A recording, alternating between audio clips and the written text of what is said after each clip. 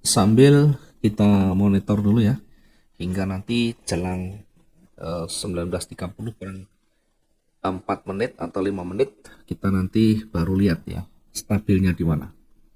Kalau tidak stabil seperti ini ya kita nanti tempatkan di atas dan di bawah yang agak jauh karena dua-duanya punya peluang sehingga takutnya nanti kesambar dua-duanya naik kemudian turun dengan cepat lagi. Oke, kemudian kalau kita lihat, kalau kita amati dari time frame di bawah, time frame M15. Ini kan tadi time frame H1 ya. Kita masuk di time frame M15. Perhatikan di time frame M15. Saya sengaja membuat grafik yang berbeda untuk perbandingan. Untuk membuat perbandingan ya. Jadi posisinya berada di tengah-tengah garis rata-rata ini, maka seperti yang hanya kita lihat tadi, ini potensinya dua-duanya ada, masih berada di tengah, jadi punya peluang yang sama. Ini perhatikan pergerakan demi pergerakan, karena ini nanti bisa membantu memberikan petunjuk pada kita. Pergerakan demi pergerakan, ya artinya kalau dia naik, kemudian turun kecil, naik lagi, turun kecil, naik lagi, turun kecil, ibaratnya begini, naik 2, turun 1, naik 3, turun 1 ya. Ini hanya apa ya, peribahasa saja, peribahasa untuk menggambarkan kekuatan pergerakan. Sehingga yang kita amati adalah volumenya, yang kita amati adalah sumbunya. Kalau volume makin ke atas makin tebal meskipun ada penolakan ke bawah, kemudian makin tebal ke atas artinya tekanan ke atas semakin kuat. Sehingga nanti ada kemungkinan tetap bergerak ke atas. Kalau bergerak ke atas hari ini hari Jumat, jadi bisa cukup panjang, bahkan hati-hati kalau nanti sudah membentuk satu candle panjang. Biasanya teman-teman kalau udah panjang, bahkan sudah range-nya sudah terpenuhi, ambil posisi sell biasanya. Ya, jangan dulu kalau tidak ada petunjuk yang kuat. Karena nanti sampai pagi bahkan bisa terus bergerak naik ya, meskipun ada koreksi-koreksi kecil. Nah, kita coba melihat di range sebelumnya yang lebih panjang di sini. Ini kalau kita amati, kalau kita ukur di berapa ini ya, 4 hari yang lalu, 5 hari yang lalu, ini kira-kira sekitaran itu ya. Nah, kita ambil yang maksimumnya.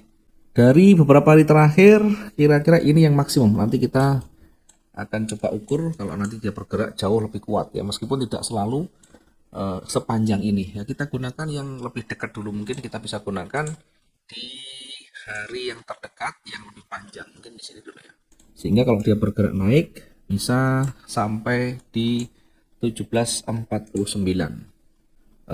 1747 ya. Kalau di bawah ya bisa sampai di levelnya di sini ya. Oke, di mendekati yang di atas 1673. Kira-kira yang terdekat kita uji di area ini dulu ya, 1747, kemudian yang di bawah 1673. Kita kembali ke pergerakan yang sedang running saat ini untuk melihat tekanannya ya. Perhatikan tadi sempat koreksi, sempat mau dekat ya, kemudian berat untuk ke bawahnya. Dan terkunci di situ ya. Naik juga berat, tetapi lebih dominan hijaunya meskipun tipis ya. Nah, ini kita lihat sampai di titik buka, dia kalau berat berarti ada peluang akan bergerak terus ke atas ya. Kita coba untuk memproyeksikan dulu.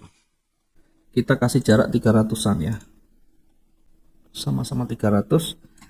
Diingat sekali lagi, jelang news ini kalau nanti tersentuh biasanya ini bisa melebar, makanya jangan terlalu jauh dan juga jangan terlalu dekat. Takutnya kalau terlalu jauh nanti melebar terlalu jauh juga, belum apa-apa sudah rugi. Kita kasih jarak berapa? Kira-kira 250-an. Ya, 250-an. Kemudian yang di bawah kita taruh di, ini masih bingung, terkunci di situ ya. Ya, ini masih ada kemungkinan bergeraknya lebih ke atas ya. Kita bisa buy stop di sana. Buy stop di 1711. Poin 66 ya. Usahakan kalau bisa masuknya di 2 menit terakhir ya, sebelum news dirilis, kurang 2 menit baru diinput kalau masih nutut ya. Kalau enggak nutut ya bisa dimasukkan dulu. Sementara yang di sisi bawah kita tempatkan untuk sell stopnya di sini. 1706.33. 1706.33. Targetnya di mana ya? Kalau mau targetkan ya boleh saja. Kalau mau dipotong close manual ya, di close manual pun tidak masalah ya. Yang terdekat di 300-an atau bahkan ini bisa sampai ke ini. Kita kasih warna beda. Yang di bawah kita targetkan ada enggak sebelah kiri. Oh, ini ada di sini ya. Yang dekat di sini aja. Ya, targetkan di 1700-an yang di bawah. Meskipun demikian tidak harus selalu nanti harus sampai di situ ya.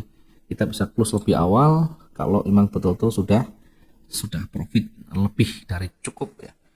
Setelah itu bagaimana? Setelah itu kalau kita sudah terbiasa dengan scalping, kita bisa manfaatkan pergerakan naik turun yang cepat itu untuk manfaatkan koreksi-koreksi kecil ya. Kalau kita tidak ada pengalaman, tidak ada skill di sana, lebih baik tunggu sampai selesai. Tunggu sampai candle 1 jam selesai, baru nanti di candle berikutnya kita amati lagi, kita lihat apakah ada petunjuk atau tidak.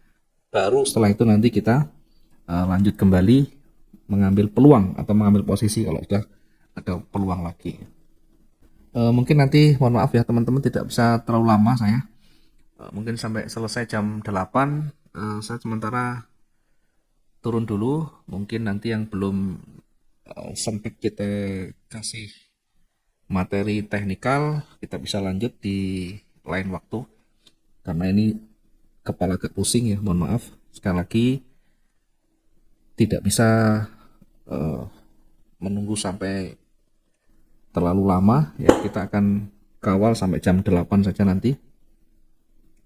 Setelah itu saya mohon izin untuk undur diri, mau istirahat dulu karena kondisi yang kurang fit ya, mohon maaf sekali lagi. Mudah-mudahan ada peluang yang bisa kita dapatkan. Kurang 1 menit kita fokus ke angka ya. Jadi teman-teman yang sudah entry, sudah masuk ya, pastikan sudah tidak monitor di candlestick yang di HP ya. Kalau di laptop boleh, kalau di HP fokus di angka. Kalau sudah profit langsung ditutup atau TP-nya juga bisa tempatkan di sana. Nah, itu sell-nya sudah tersentuh di sana. Kalau saya tersentuh dan sudah dapat profit ya, ada sebagian broker yang menerapkan agak panjang memang ya spreadnya, sehingga mungkin profitnya kecil ya, tidak masalah.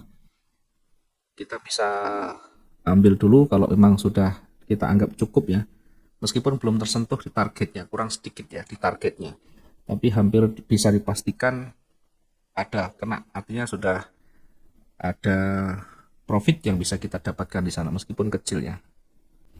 Nah, bagaimana dengan buy stopnya ketika satu arah ini sudah terjadi mengarah ke bawah, artinya selnya tersentuh dan sudah transaksi di situ. Maka kalau kita sudah close di buy yang sell stopnya, maka buy stopnya pun boleh kita tunggu sampai dia kembali naik atau kita tutup juga tidak masalah ya. Sementara kita akan lihat dulu ya. Kita akan coba lihat dulu di kalender ekonomi ya.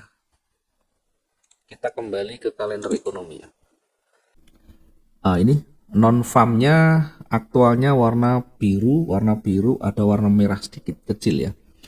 Sehingga dua warna biru, warna merah. Ada sell, kemudian buy-nya jauh lebih kuat, sehingga hati-hati yang sell ketika sudah profit di sana kita bisa close dulu.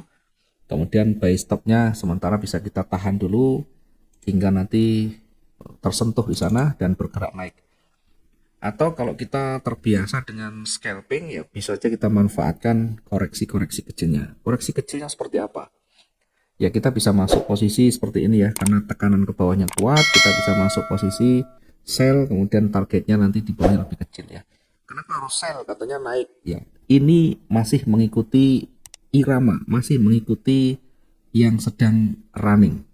Sehingga targetnya bukan di bawah, bukan di sumbu yang bawah, tapi ada koreksi turun lagi. Jadi koreksi naik, kemudian ambil posisi di atas, begitu turun lagi kita bisa mengambil profitnya ya, bisa mengambil target yang kecil ya, apakah di angka 30 atau 40 atau bahkan 60 ya, terserah. Dari mana kita menghitungnya? Dari floatingnya. Kalau 0,1 berarti bergerak 30, itu berarti 0,1 kalau 30 berarti 3 dolar. Kalau 0,160 berarti 6 dolar gitu ya kira-kira.